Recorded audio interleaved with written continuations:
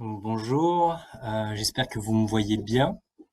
Donc, bienvenue à cette seconde série de webinaires organisée par Lamotte Abier. Donc, aujourd'hui, on va plutôt se focaliser sur la partie gestion de la nutrition des levures. Donc, l'idée, c'est de revenir un petit peu sur certains basiques, donc revoir quelques données bibliographiques, certaines publications, et faire le lien avec des résultats d'essais qu'on a en interne. Donc, ça, c'est pour aujourd'hui. Et pour la semaine prochaine, il y a 2 autres webinaires qui sont organisés. Un sur l'utilisation de la mèche Nicoya pulcherrima pour la bioprotection. Donc, on vous parlera notamment d'un changement du produit et de résultats d'essais qui ont été faits sur certaines matrices sur lesquelles on fait assez peu de 100 SO2. Donc, des résultats plutôt intéressants. Et l'autre webinaire parlera plus de l'utilisation des enzymes en œnologie. Donc, rebrasser un petit peu toutes les activités enzymatiques, les avantages, les intérêts, que ce soit techniques ou économiques. Donc, on va pouvoir commencer ce webinaire. Donc, je vais stopper ma caméra.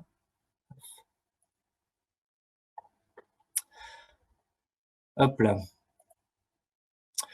Oui, donc tout d'abord, on peut faire un constat finalement sur les évolutions qu'il y a. Donc, d'une part, les évolutions climatiques, puisqu'on se rend bien compte, on a des millésimes de plus en plus chauds, avec des hausses de température. Donc, il y a plusieurs publications qui existent à ce sujet-là, qui montrent bien que même à une projection à 2050, on va avoir des évolutions positives, quels que soient les bassins de production viticole.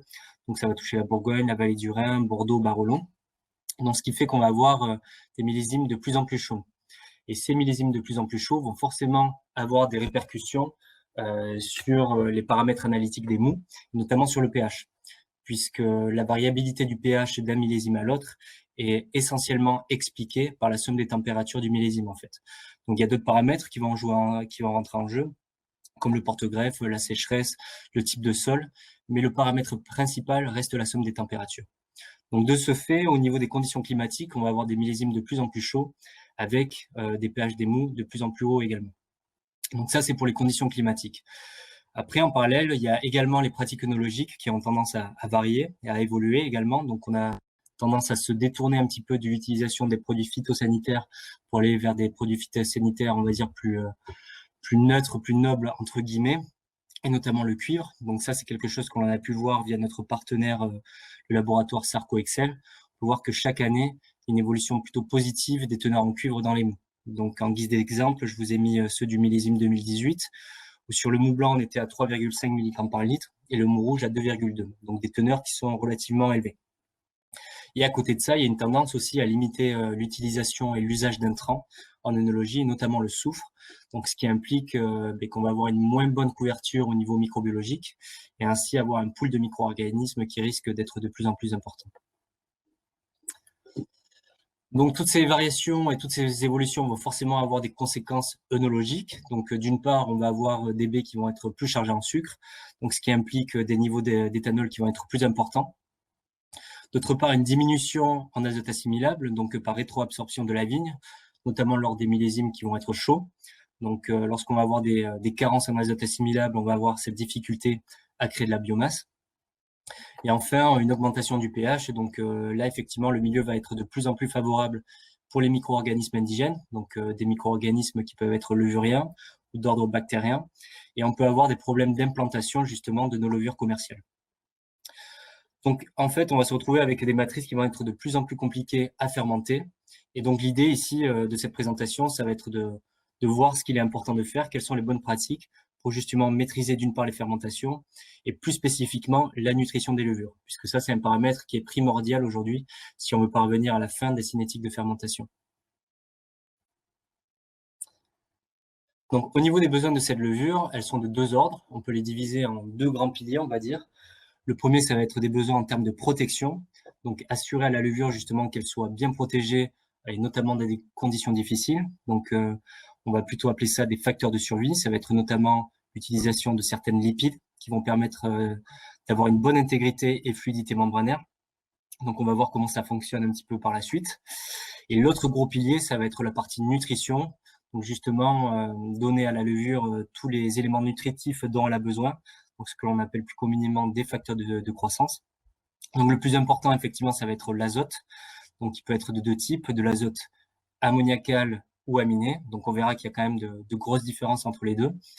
Et il y a d'autres éléments nutritifs comme les vitamines, les oligo-éléments ou les éléments minéraux sur lesquels on va passer vraiment très rapidement puisque la plupart du temps, les mous en sont bien pourvus. Donc assez peu de carences de ce côté-là. Donc ces besoins de la levure sont vraiment primordiaux et sont importants à prendre en compte si justement on veut aller jusqu'au bout de la cinétique de fermentation. Puisque qu'est-ce qui se passe lorsqu'on va être en carence? Lorsqu'on va être en carence en ces nutriments, d'une part, on va avoir un faible développement levurien, donc on va avoir une biomasse qui va être relativement limitée. Et c'est à ce moment-là où on peut avoir des fermentations qui vont être languissantes ou même des arrêts. Lorsqu'on a des fermentations languissantes, c'est à ce moment-là aussi où viennent s'insérer certains micro-organismes d'altération. Donc on peut avoir des altérations microbiologiques. Donc cette faible biomasse peut également avoir un impact sur le stress de la levure, puisque la levure ne sera pas dans des conditions optimales. Et dans ces conditions-là, elle va surproduire des éléments combinant le SO2. Je pense notamment à l'éthanol ou à l'acide pyruvique. Une production de SO2 plus importante également, donc on va avoir des SO2 totaux plus élevés. Et également une stimulation de production des acides gras inhibiteurs, donc qui sont des molécules qui vont venir interférer dans la bonne cinétique de fermentation alcoolique et qui peuvent également avoir un impact sur la fermentation malolactique. Donc la levure étant dans un état de stress, ça implique qu'elle a son métabolisme qui n'est pas optimal. Et de ce fait, ses performances aromatiques vont être plus limitées, notamment au niveau des cépages thiolés, par exemple. Donc je pense à des cépages blancs ou des cépages rosés. Donc les performances aromatiques vont être limitées, notamment en termes de révélation des thiols, en termes de révélation des esters également. Et ça peut être jusqu'à des altérations aromatiques négatives, avec la production notamment de notes de réduction, comme l'H2S, de l'acidité volatile ou la stimulation de production d'alcool supérieur, qui vont avoir tendance à alourdir le profil du vin. Donc pour toutes ces raisons-là, donc d'une part pour la cinétique de fermentation et pour le profil organoleptique du vin, il va être primordial justement d'apporter des facteurs de survie et également des facteurs de croissance pendant la fermentation alcoolique pour s'assurer que la levure soit dans des conditions optimales et qu'elle ne produise pas ces mauvaises molécules. Donc le premier pilier sur lequel on peut s'appuyer, ça va être la protection. Donc apporter à la levure toute la protection nécessaire pour favoriser les échanges entre cette levure et le milieu extracellulaire. Et donc là, on peut dénombrer deux types de cas. Donc un cas où la membrane plasmique va être rigide et notamment très chargée en acides gras saturés. Donc on peut le voir ici, cette membrane plasmique va être rigide, très compacte, il ne va pas permettre justement d'avoir un échange optimal entre la cellule et le milieu extracellulaire. Et de ce fait, le fait qu'on ait peu d'échanges avec le milieu extracellulaire, ça veut dire qu'on aura un moindre développement levurien et ainsi une mortalité qui va survenir un peu plus tôt dans la fermentation alcoolique. Alors que dans l'autre cas, lorsqu'on va arriver sur une membrane plasmique plus fluide, notamment plus riche en acides gras saturés et en stérol, on se rend compte que cette membrane plasmique levurienne a plus de place finalement. Donc ça va nous permettre d'avoir une meilleure résistance d'une part, donc améliorer la viabilité de la levure, donc, ce qui permet une meilleure intégrité. Cette meilleure intégrité va nous permettre de diminuer le stress de la levure pendant la fermentation alcoolique et ainsi d'améliorer les échanges avec le mou. Donc de ce fait, on va gagner sur les deux aspects, d'une part sur la cinétique de fermentation alcoolique, mais également sur la partie révélation aromatique. Donc qu'est-ce qu'on peut faire justement pour avoir une membrane plasmique fluide pendant la fermentation alcoolique? On peut s'appuyer sur certaines molécules, et notamment sur certains stérols, notamment un qui s'appelle l'ergostérol. Donc, je vous ai mentionné ici la chaîne de biosynthèse de l'ergostérol. Donc on voit que ça part de l'acétyl-CoA et que via certaines réactions enzymatiques, on arrive jusqu'à l'ergostérol à la fin. Donc c'est cet ergostérol qui va être important et qui va permettre justement de maintenir une bonne intégrité membranaire de la levure pendant la fermentation alcoolique. Donc il y a deux choses intéressantes dans cette slide. D'une part, que si on fermente nos mous à des températures trop importantes, on va dénaturer les enzymes qui vont coder pour les gènes qui vont produire le mévalonate. Donc on va dire qu'à une température au-delà de 32 à 35 degrés, on va venir dénaturer ces enzymes-là et ainsi perdre le précurseur, donc le mévalonate qui aurait pu produire de l'ergostérol. Donc on va diminuer notre potentiel de production d'ergostérol si les températures de fermentation sont trop importantes. Donc ça, c'est la première chose à maîtriser si on veut une bonne production d'ergostérol par la levure, donc la température de fermentation. Et d'autre part, on se rend compte qu'il y a un besoin d'oxygène à certains moments de cette production. Alors pour une cyclisation, pour une déméthylation, une désaturation, pardon. où là, on va avoir besoin d'oxygène pour justement transformer les précurseurs des ergostérols, donc squalène, lanostérol et zymostérol, en ergostérol. Donc ça, l'impact justement de l'ergostérol a bien été démontré dans différentes publications. Donc j'en ai sélectionné une qui a été faite il y a une petite vingtaine d'années.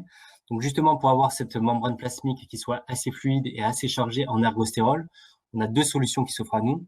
Soit l'utilisation de facteurs de survie, donc ajouter des ergostérols de façon exogène dès le début de la fermentation alcoolique, donc lors de la réhydratation, soit favoriser leur production par la levure via l'ajout d'oxygène pendant la fermentation alcoolique. Donc là, ici, on peut voir qu'il y a différentes modalités. Des modalités, on peut voir l'impact sur, d'une part, la viabilité des cellules et le nombre de cellules, donc la biomasse. Donc une modalité où on n'a ni facteur de survie, ni ajout d'oxygène, donc ça va être le rond noir. Des modalités où on a ajouté seulement de l'oxygène au premier tiers de la fermentation alcoolique, donc à la fin de la phase de croissance des levures, donc à différentes doses, à 7 et 37 mg par litre. Et enfin, une dernière modalité où on a ajouté seulement des facteurs de survie, donc essentiellement des ergostérols, dès le début de la fermentation alcoolique. Donc là, il y a quelques tendances qui sont assez intéressantes à prendre en compte. Donc la première, c'est que sur la modalité avec les facteurs de survie, on a un bon maintien de la viabilité dès le début de la fermentation. On peut faire le lien aussi avec une biomasse qui est augmentée dès le début de la fermentation alcoolique. Et donc ça peut être intéressant de mettre justement de faire le lien entre cette bonne viabilité, cette bonne biomasse dès le début de la fermentation avec la régulation aromatique, puisqu'on sait que la plupart des thiols sont plutôt produits au premier tiers de la fermentation alcoolique. Donc avoir un bon maintien de la viabilité, une bonne biomasse et donc un bon métabolisme devrait permettre d'avoir plus d'aromatique à la fin de la fermentation alcoolique.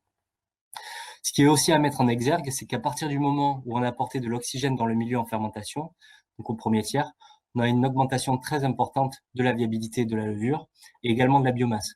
Donc, ce qui met en exergue que le fait d'avoir apporté de l'oxygène pendant la fermentation alcoolique a permis de stimuler la production d'ergostérol et ainsi d'augmenter la viabilité et la biomasse. Donc, on a deux solutions ici qui s'offrent à nous. L'utilisation de facteurs de survie exogènes, finalement, au raisin, ou l'utilisation ou d'ailleurs l'utilisation d'oxygène pour stimuler la production des ergostérols par la levure. Donc on peut faire justement le lien avec cet ergostérol puisqu'en fin de fermentation alcoolique, justement dans cette thèse, ils ont analysé la composition des levures et on peut voir qu'il y a différents pics qui surviennent sur cette chromatographie-là, notamment le pic 4 qui représente les ergostérols. Donc on peut voir que sur les modalités où on a ajouté de l'oxygène et des facteurs de survie, on a un pic qui est plus important, qui est assez important, avec une tendance plus positive quand même pour celle avec les facteurs de survie. Alors que sur la modalité où on n'a pas ajouté de facteurs de survie ni d'oxygène, on va se retrouver avec aucun ergostérol et par contre une proportion de squalène très importante. Et pour rappel, le squalène est un des précurseurs des ergostérols et nécessite de l'oxygène pour justement se transformer en ergostérol. Donc le fait de ne pas avoir apporté d'oxygène, on n'a pas transformé le squalène en ergostérol, ce qui a été le cas dans les autres modalités. Donc ça, forcément, le fait d'avoir une accumulation des ergostérols dans la membrane cellulaire, et ça va avoir un impact, donc ce qu'on a vu sur la viabilité cellulaire, sur la biomasse, et donc forcément sur la vélocité de fermentation. Dans ce qui est bien mentionné ici, le dégagement de CO2. Donc on peut voir que sur la modalité avec les facteurs de survie, on a un dégagement de CO2 qui est plus important, donc une fermentation qui va être plus rapide. On va terminer la fermentation ici. Pareil pour les modalités où on a rajouté de l'oxygène, où on a une stimulation très importante de la cinétique de fermentation ici. Donc là aussi, on va terminer les fermentations. Par contre, sur la modalité où on n'a pas rajouté de facteur de survie ni d'oxygène, on voit qu'il y a ça patine ici et qu'il y a un arrêt de FA qui survient à partir de, on va dire, de 100 heures. Donc, ce qui montre bien l'intérêt d'une part de choisir d'utiliser des facteurs de survie ou de faire des cliquages pendant la fermentation alcoolique. Donc, pour faire le lien avec certaines de nos solutions, assez récemment, on a fait un benchmark en fait avec différents produits de réhydratation qui existent sur le marché, les analyser notamment sur leur proportion en stérol et notamment en ergostérol. On peut voir ici que la matière 4 est une des matières les plus fournies en ergostérol, donc qui sera la plus apte justement à maintenir une bonne intégrité et fluidité de la membrane plasmique levurienne et qui va permettre justement d'avoir une bonne cinétique de fermentation à la fin. Donc ça, on a pu le constater aussi sur le terrain, le fait d'utiliser ce type de produit, donc des facteurs de survie lors de la réhydratation, ça va avoir plusieurs impacts positifs. Donc d'une part, au niveau de la cinétique de fermentation alcoolique, puisqu'on a constaté une meilleure implantation, donc la fermentation alcoolique va partir plus rapidement. Ce que l'on constate également, c'est qu'on va avoir une cinétique qui sera beaucoup plus franche, beaucoup plus nette, et ça dû au fait qu'on va avoir une meilleure résistance et une meilleure viabilité en fin de fermentation alcoolique. Donc ça peut être intéressant d'un point de vue aromatique, également d'un point de vue microbiologique, puisque le fait justement d'avoir une cinétique de fermentation assez nette va éviter l'insertion de micro-organismes d'altération dans le milieu. Puisqu'on le sait, c'est à partir du moment où on va avoir des fermentations alcooliques languissantes ou des arrêts que viennent s'insérer des micro-organismes comme des levures non Saccharomyces et des bactéries lactiques. Donc c'est bien schématisé ici. À partir du moment où on n'a pas utilisé de produits de réhydratation ici, on a eu un languissement de la fermentation, et en fin de F1, on va se retrouver avec une population de Brettanomyces et déjà des phénols volatiles. Alors que lorsqu'on a utilisé de l'onostim, donc le produit de réhydratation dans notre gamme, là, on se retrouve sans population de Brettanomyces ni phénol volatile, dans le sens où on a amélioré la viabilité et la biomasse des levures pendant la fermentation. Donc, on a bien colonisé le milieu en fermentation et ainsi évité l'insertion de micro-organismes d'altération pendant cette fermentation-là. Et chose intéressante aussi à prendre en compte, qui nous est parvenue toujours par notre laboratoire partenaire, donc Sarco Excel, c'est que donc aujourd'hui, il est possible d'analyser les souches de Brettanomyces, à savoir si elles sont sensibles ou résistantes au SO2. Et ce dont ils se sont rendus compte, c'est que sur des fins de fermentation alcoolique sans problème, lorsqu'il y a la présence de Brettanomyces, la plupart du temps, on est sur des Brettanomyces qui sont sensibles au SO2, donc plutôt simple à lutter contre. Par contre, lorsqu'on a la présence de Brettanomyces en fin de fermentation alcoolique sur des fins de FA languissantes, la plupart du temps, on est sur des souches qui vont être résistantes au SO2, donc plus compliqué à lutter contre. Donc ça met une nouvelle fois en exergue le fait qu'il est vraiment nécessaire d'avoir une cinétique de fermentation assez franche pour se soustraire de ces problématiques microbiologiques par la suite. Et enfin, l'utilisation de facteurs de survie a également un impact assez important sur l'aromatique, puisqu'on va avoir moins de composés nauséabonds, comme l'acidité volatile par exemple. On va diminuer la production de composés soufrés nauséabonds, donc notamment les notes de réduction. On va venir stimuler les composés soufrés ou les composés aromatiques d'intérêt, comme les thiols et les esters. Donc ça, c'est relativement intéressant sur des cépages qui sont aromatiques, notamment, par exemple, tout ce qui est Sauvignon, Colombard, etc. Donc ça, c'est pour la partie protection de la levure. On arrive sur la partie nutrition, et là, dans un premier temps, ce qui peut être intéressant à prendre en compte, c'est de voir que dans le raisin, il y a différentes fractions azotées. Donc des fractions azotées qui vont être assimilables par la levure.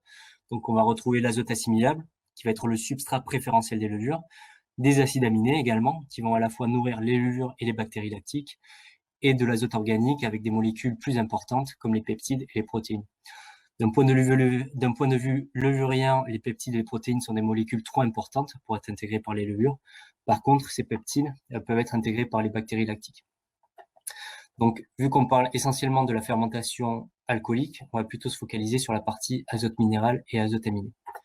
Donc, ça peut être intéressant de faire le distinguo justement entre ces deux types d'azote, puisqu'on le sait, l'azote ammoniacal va être utilisé de façon préférentielle par les levures, mais lorsqu'on va l'apporter en excès, on peut avoir certains impacts négatifs puisqu'il va être consommé très rapidement.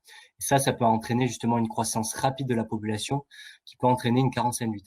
C'est-à-dire que toute la biomasse qu'on va avoir créée, finalement, ne va pas avoir assez de nutriments restant dans le milieu. Et c'est à ce moment-là où on peut avoir justement l'émergence de notes de réduction dans le milieu, des fermentations alcooliques languissantes, voire des arrêts, des productions thermiques excessives également, ce qui n'est pas forcément bénéfique pour l'aromatique. Et ça a également un impact non négligeable sur la répression catabolique par l'azote. Donc ce concept, la répression catabolique par l'azote, c'est assez simple. C'est à partir du moment où la levure a à disposition de l'azote ammoniacal et de l'azote organique, on sait qu'elle va plutôt partir vers l'azote ammoniacal, alors qu'on sait très bien que la plupart des précurseurs aromatiques au niveau des thiols et au niveau des esters sont plus présents sur l'azote aminé. Donc de ce fait, on se retrouve avec des vins qui vont être un peu plus neutres au niveau aromatique. Alors que de l'autre côté, avec l'azote aminé, on va avoir une utilisation plus progressive, donc ce qu'on appelle une nutrition, on va dire, plus durable.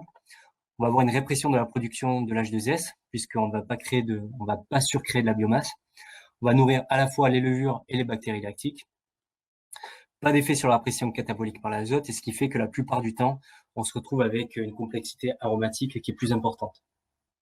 Donc si on veut travailler justement sur des solutions riches en acides aminés, on va devoir plutôt se tourner vers des solutions comme des levures inactivées et des autolysés de levure. Donc toujours sur cette partie nutrition, pour schématiser le fait que dans certains cas, l'azote ammoniacal dans des proportions trop importantes peut avoir un impact négatif sur la viabilité des levures pendant la fermentation alcoolique. Ça, c'est une thèse qui a été faite par Catherine Tesnier il y a 7 ans et qui montre justement le fait que dans des mous qui vont être carencés au niveau lipidique, le fait d'apporter trop d'azote va être négatif au niveau de la viabilité des levures. Donc ici sur la gauche, sur le graphe, vous avez en ordonnée la viabilité des levures et donc en ordonnée la production de SO2, donc la cinétique de fermentation, on va dire. Donc on peut voir que sur les modalités qui sont relativement bien chargées en facteurs de survie, quels que soient les niveaux d'azote ammoniacal, donc 71, 142 et 425 mg par litre d'azote, on se rend compte qu'on a une viabilité qui est bien conservée tout le long de la fermentation alcoolique. Par contre, dès lors qu'on est en carence en termes de facteurs de survie, plus on va apporter d'azote ammoniacal dans le milieu, et plus on va stimuler la mortalité des levures. Ce qui montre que dans un milieu qui va être carencé en lipides, si on apporte trop d'azote ammoniacal, on va venir diminuer la viabilité de ces levures-là. Et donc, pour reschématiser l'intérêt de certains facteurs de survie, notamment de l'ergostérol, je vous ai mis ce graphe sur la droite, donc qui est toujours tiré de la même bibliographie, de la même publication, ou à même niveau d'azote ammoniacal. Donc, on peut voir qu'il y a une modalité où il y a peu de facteurs de survie, donc on va être carencé. Donc là, effectivement, la viabilité va diminuer de façon très importante et assez rapidement. Une modalité où on est bien pourvu en facteurs de survie, donc cette viabilité va être maintenue tout le long de la fermentation. Et dès lors qu'on ajoute de l'ergostérol sur une modalité qui a peu de facteurs de survie, ben on remaintient une nouvelle fois cette viabilité. Donc, une nouvelle fois, pour mentionner que la présence d'ergostérol dans les membranes plasmiques va permettre d'augmenter la viabilité de ces levures-là.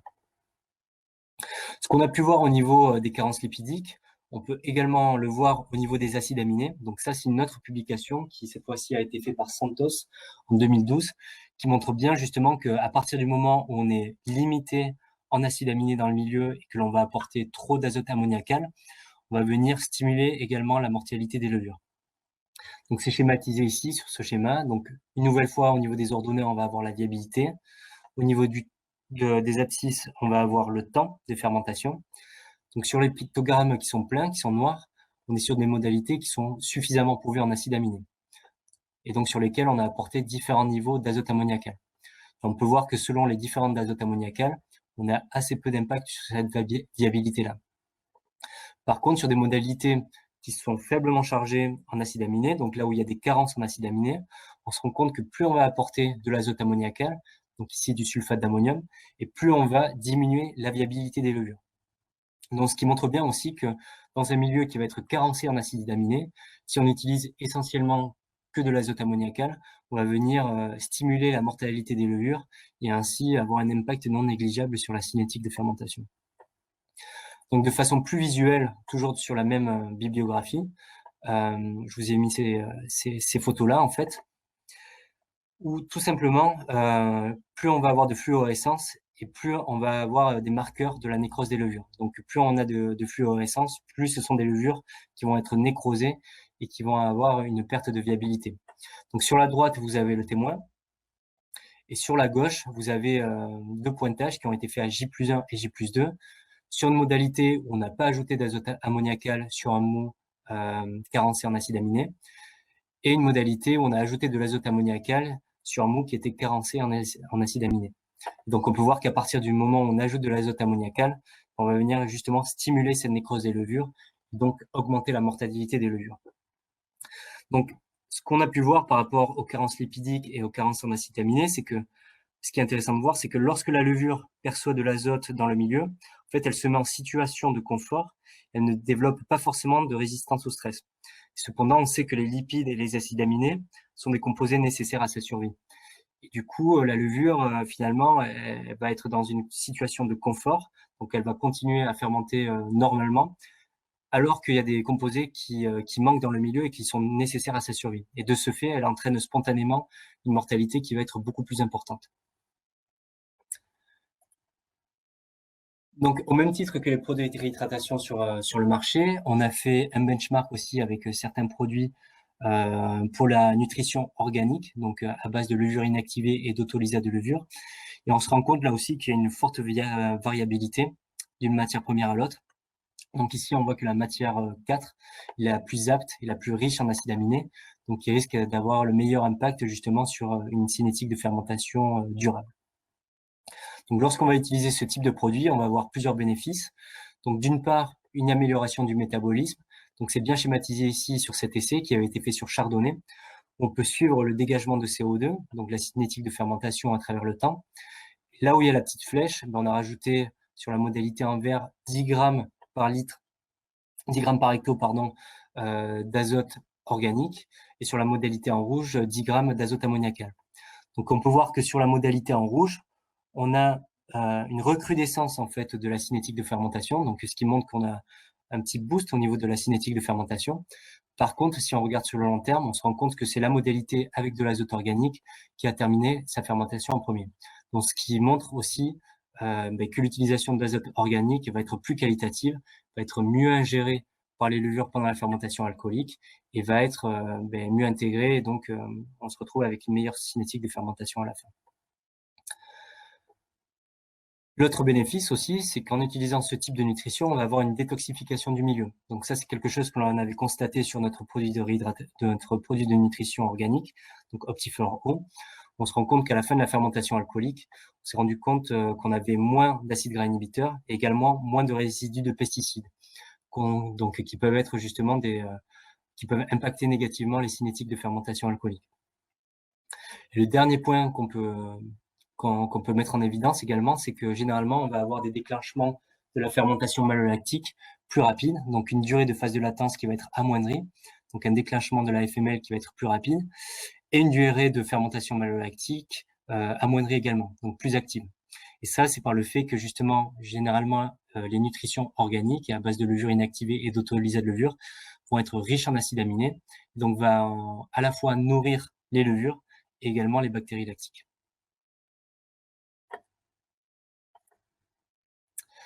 Donc en termes de stratégie, par rapport à tout ce qu'on a vu, donc une stratégie d'une part par rapport à la réhydratation, donc à l'utilisation d'un produit de réhydratation. Donc effectivement, dans certains cas, on va fortement le recommander.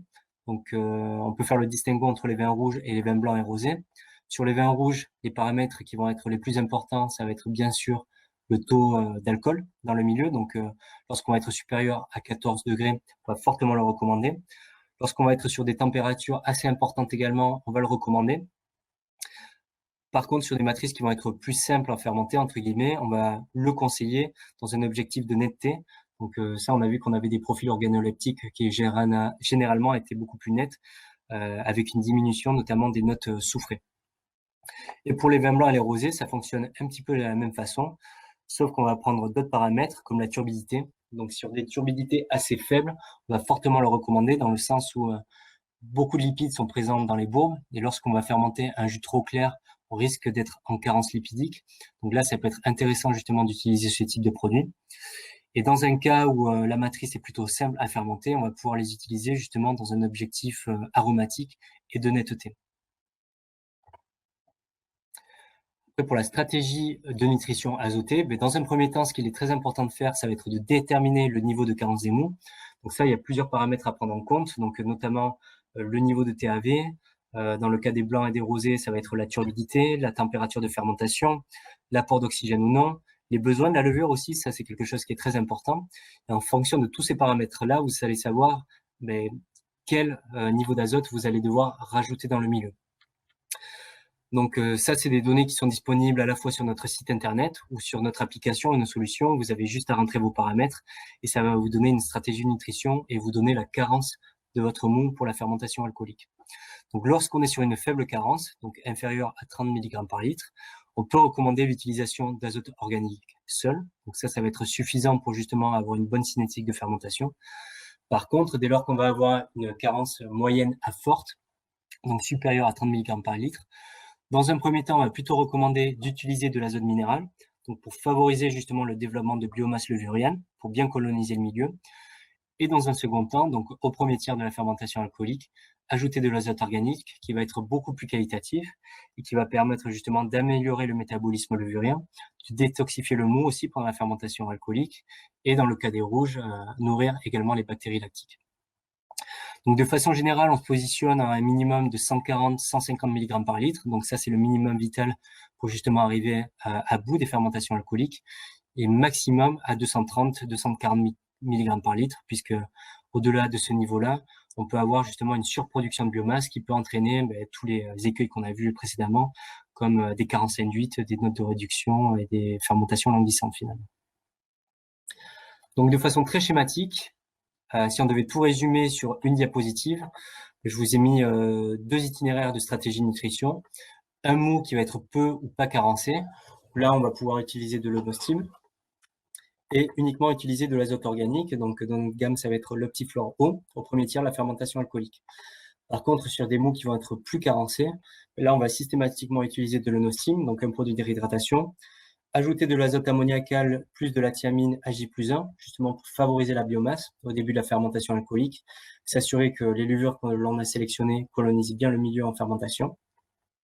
Au premier tiers de la fermentation alcoolique, utiliser de l'Optiflore O aussi. On peut également faire un cliquage, donc de 2 à 3 mg par litre, pour stimuler la production de stérol par les levures. Et enfin, si on constate un languissement de fermentation alcoolique en fin de FA, là, on va pouvoir utiliser aussi des écorces de levure qui vont avoir tendance à détoxifier le milieu, à absorber les composés tels que les acides gras inhibiteurs qui ont tendance à interférer justement sur les bonnes cinétiques de fermentation. Donc, on sait que la nutrition, c'est un concept qui encore, où il y a encore beaucoup de choses à découvrir. Il y a plusieurs écoles qui existent sur le marché. Donc, nous, on a mis en place cette stratégie de nutrition qui a fait ses preuves de nombreuses fois et sur différents types de matrices et différents types de régions. Donc, voilà, on vous le met à disposition. Donc, merci pour votre attention. Je vais maintenant essayer de répondre à vos questions, si jamais vous en avez. Hop. Donc d'ailleurs, vous avez la partie de chat sur votre écran. Donc ça va être la bulle avec les 3 petits points. Vous avez la possibilité de poser directement vos questions.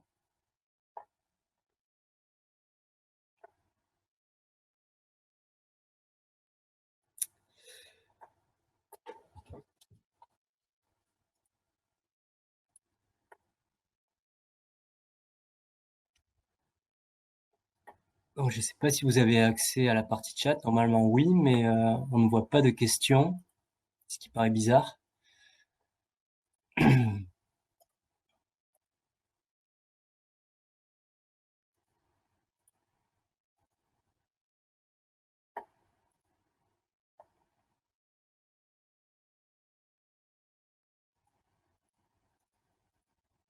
J'espère que vous avez la possibilité de poser vos questions. Ah, première question. Première question de Petros. Alors, je vais activer ma caméra d'ailleurs. Paf. Donc, première question de Petros qui nous demande, on peut utiliser la nutrition complexe. Donc, qu'est-ce que vous entendez par nutrition complexe?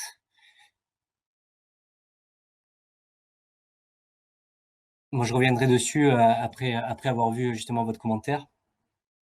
Quand faut-il ajouter l'oxygène, à quelle heure et à quelle dose? Donc, à quelle heure, ça dépend, hein. Mais quand faut-il ajouter? C'est plutôt à la fin de la phase de croissance des levures, donc plutôt au tout début de la phase stationnaire levurienne, donc ça va être au premier tiers de la fermentation alcoolique. C'est à ce moment-là où va y avoir justement une bonne stimulation de la production d'estérol par la levure. Donc à quelle dose? Ça aussi, ça dépend un petit peu des matrices, mais généralement on est autour de 2-3 mg par litre. J'ai vu par rapport à la bibliographie que c'est suffisant pour produire suffisamment d'acides gras insaturés et de stérol d'intérêt. Voilà pour cette question. Autre question. Bonjour, est-ce que l'apport en azote organique doit être apporté en fractionné? Donc ça aussi, c'est des thématiques qu'il faudrait encore creuser. Donc il y a beaucoup d'écoles par rapport à ça.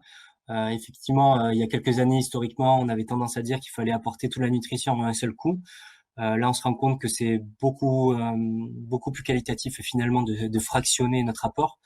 Donc, l'apport organique, selon moi, on peut le faire en une fois. Donc, si c'est au premier tiers la fermentation alcoolique, à partir du moment où il n'y a pas de grosse carence, puisque c'est une nutrition qui va être intégrée de façon durable et plus lente. Par contre, si on utilise essentiellement que du DAP ou de l'azote minéral, là, dans ce cas-là, oui, je le fractionnerai en plusieurs fois. Mais sur l'organique, je pense qu'en une fois, on peut l'utiliser en une fois. Ouais. Pour la question de Petros, du coup, pour revenir dessus, donc par complexe, il s'agit d'azote ammoniacal et d'azote organique. Alors oui, bien sûr, hein, on peut utiliser ces nutriments. Il y a pas de contre-indication. À partir du moment où il peut y avoir une carence en azote assimilable qui est assez importante, on va apporter également de la nutrition organique. Il y a des formulations qui existent sur le marché qui marchent très bien. Et l'intérêt, c'est on va apporter à la fois de l'azote ammoniacal pour booster la biomasse et également de la nutrition organique qui va être consommée, on va dire, de façon un peu plus durable. Donc oui, ça c'est tout à fait possible. Donc, est-il important de doser le deux types d'azote pour ajuster au mieux les apports nutritifs? Donc effectivement, oui, c'est le mieux quand même, parce que c'est toujours bien de savoir d'où on part, à savoir quels sont les ratios entre l'azote aminé et l'azote minéral. Après, selon la bibliographie, quand même, la plupart du temps, l'azote aminé représente la majorité de l'azote assimilable. Donc, si vous êtes bien pourvu en azote assimilable, normalement, vous devriez être bien pourvu en azote aminé.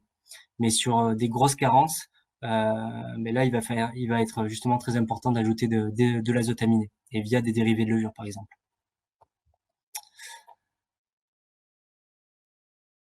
Pourquoi l'azote organique est-il si cher par rapport au minéral? C'est une très bonne question. Je pense que c'est des matières qui sont plus compliquées à avoir, dans le sens où on va devoir produire de la biomasse levurienne, sur laquelle on va devoir faire des traitements. Donc ça peut être des traitements enzymatiques, des traitements thermiques, voire des traitements d'acidification pour justement venir inerter ces levures, pour être sûr qu'elles ne repartent pas en fermentation. Et tous ces process-là, forcément, c'est des coûts supplémentaires qui impliquent des coûts plus importants. Alors que je pense que l'azote minéral, c'est une matière première qui est plus facile à produire et que du coup, les coûts en sont plus limités. Donc, des ajouts de Nostim et Optiflore par 10 grammes hecto. Ça doit être Bernard. Je comprends pas trop la question. Du coup, je vais passer à la suivante. Est-ce que les carences en azote assimilable concernent autant les mous rouges que blancs? Alors oui, hein, ça peut concerner à la fois les mous rouges et blancs. On l'a vu sur certains millésimes, et notamment en 2018, sur certaines régions où il y avait de grosses sécheresses, on constatait des azotes assimilables qui avaient bien chuté, donc que ça soit sur blanc et sur rouge. Donc il est vraiment nécessaire dans la mesure du possible, de faire les analyses d'azote assimilable, quelle que soit la matrice en fait. Ah, des ajouts de Nostim et Optiflore. D'accord, ok. J'ai le reste de la question. On libère combien de milligrammes d'azote assimilable? Alors, dans le cas de Nostim, très peu, très très peu, puisque c'est une matière première. Elle est plutôt axée justement sur sa richesse en ergostérol et en stérol de façon générale et en acides gras insaturés. Donc, elle va apporter très peu d'azote assimilable. C'est très négligeable. On l'avait fait il y a quelques années. Je crois que à l'époque, c'était 10 grammes par hecto, ça faisait même pas 0,5 mg d'azote assimilable. Donc, c'est vraiment très négligeable. Par contre, sur l'Optiflore O, à 10 grammes par hecto, on va apporter 5 grammes d'azote d'acide aminé. Donc, et là, il faut faire le distinguo justement avec l'azote minéral. Donc, 5 grammes d'azote aminé, 5 mg pardon, d'azote aminé, ça va être équivalent en termes d'efficacité nutritive à 20 mg d'azote minéral. Pour le profil fermentaire, il faut stresser la levure. Alors oui, effectivement, les esters sont des composés qui vont être produits par la levure lorsqu'elle va venir stresser.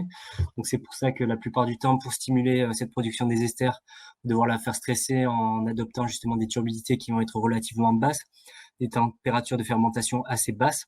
Après, pour les esters, on s'est rendu compte qu'il y avait certains précurseurs qui étaient des acides aminés. Donc certains acides, pardon, certains esters, leurs précurseurs sont des acides aminés. Donc lorsqu'on va utiliser des acides aminés pendant la fermentation alcoolique, on va venir justement stimuler la production de ces esters-là.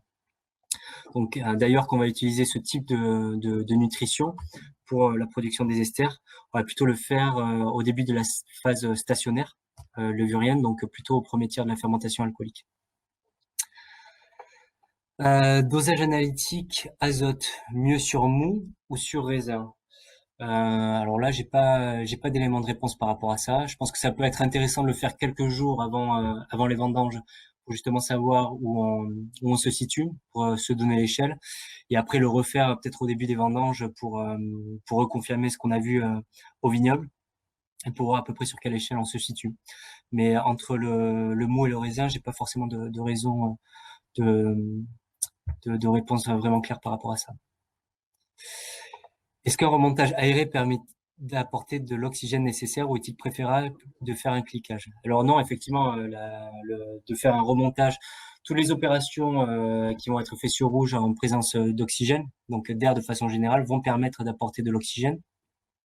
Et c'est ce qui permet justement de produire ces ergostérols qui vont booster la cinétique de fermentation.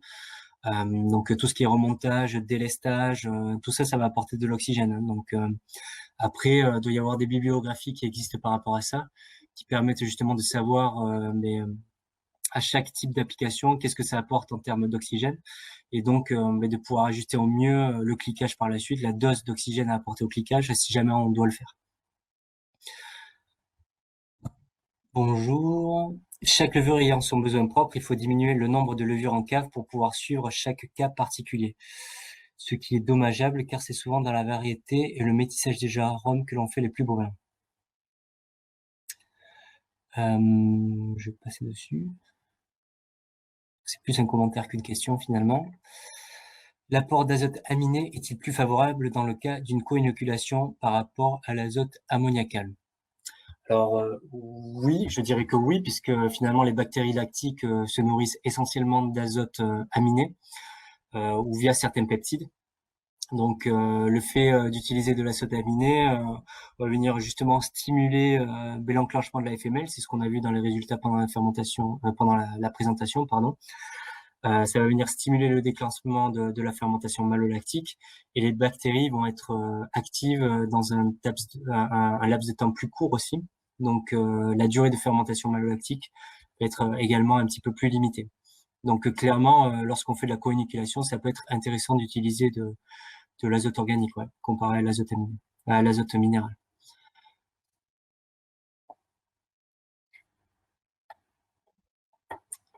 Donc je vois pas d'autres questions. Bon, en tout cas, vous avez mes coordonnées ici. Donc si jamais vous avez des questions ou si jamais même vous voulez mettre en place des protocoles sur de la nutrition, nous on est tout à fait apte à le faire, tout à fait intéressé. Donc je vous remercie en tout cas de votre attention, pour vos questions, et vous donne rendez-vous la semaine prochaine pour les nouveaux webinaires. Donc le prochain sera animé par Galdric et ça traitera du coup de la bioprotection et de l'utilisation de la Mesticoria pulcaima pour la bioprotection. Je vous remercie et je vous souhaite une bonne journée. Au revoir.